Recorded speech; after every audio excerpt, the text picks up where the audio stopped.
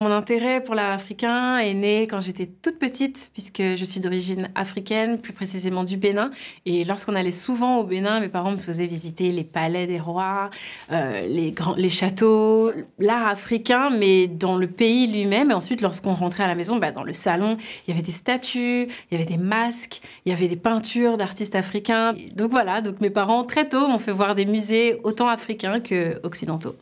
Mes sentiments lorsque j'ai vu l'œuvre, ça a tout de suite été d'être très émue parce que c'est une petite statuette d'une petite adolescente. Ça montre, voilà, ces jeunes filles en devenir, le passage de l'enfant à la femme. Et bon, je suis une femme, donc forcément, c'est une transition que j'ai déjà vécue.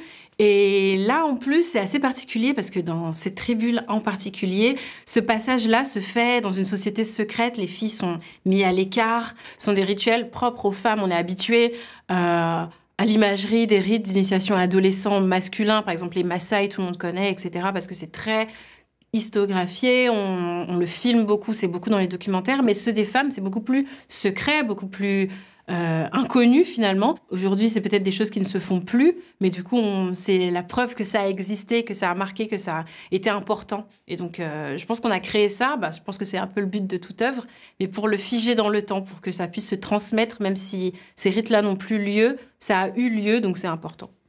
La culture africaine est très caricaturée, très singée, ou même tout simplement inconnue.